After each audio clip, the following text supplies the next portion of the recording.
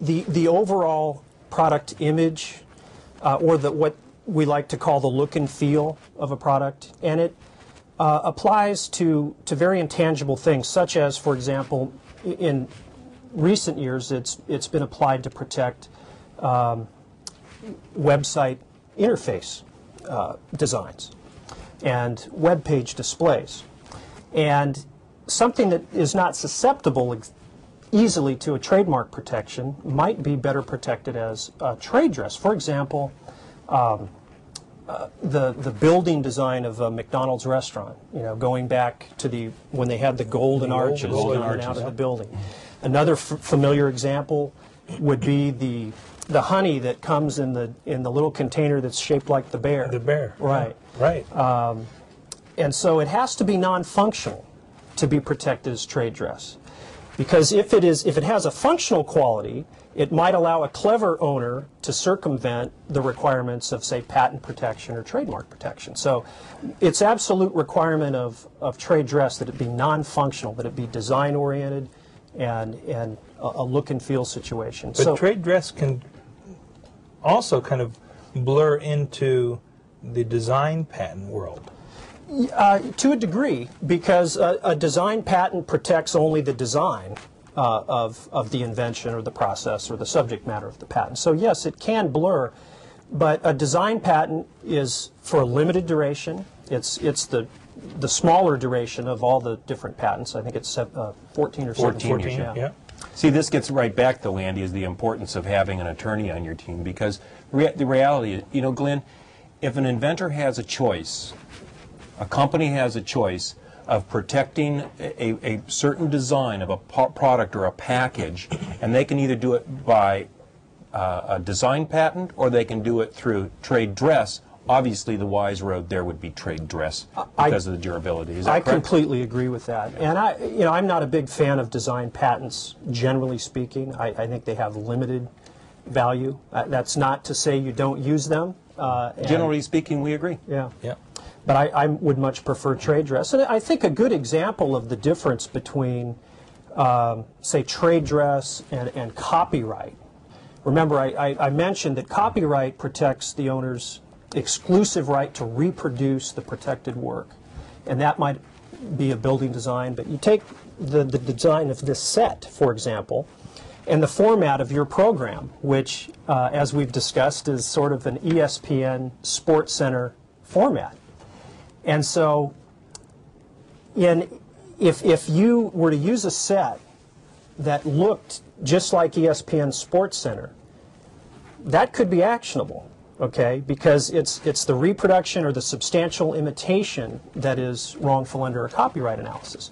Whereas no one would confuse what we're doing here with ESPN Sports Center. We haven't mentioned a sport yet, I don't think.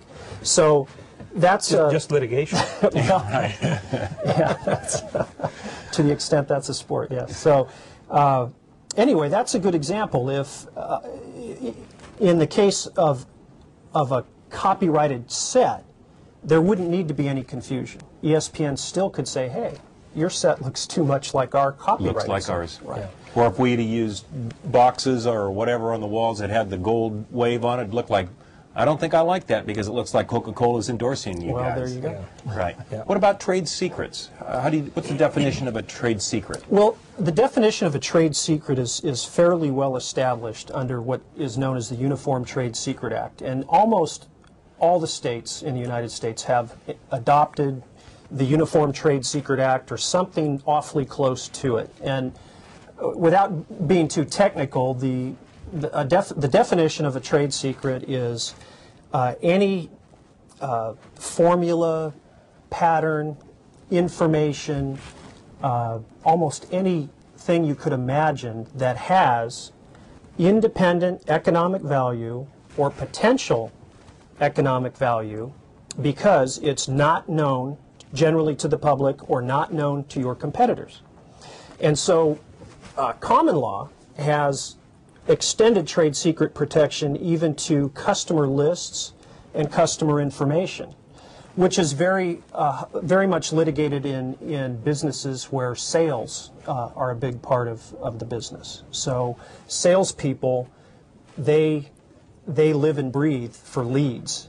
They operate based on customer information, buying patterns, buying practices, what was purchased last year, what's forecast as needs for next year. So sometimes when a company wants to hire a salesperson, they'll look at a competitor and see if they can hire someone away with the notion that maybe they're bringing a Rolodex, a list of names, some know-how, and really they're banking on that individual bringing with them trade secrets. That's right. And that's where the litigation starts. Right. Now, a lot of customers, trade secrets, et cetera, right? Yeah. And frankly, in the area of sales, you know, where there's a distributorship for sale of, well, like the soft drink industry, for example, is, in my view, very sales-oriented and very litigious.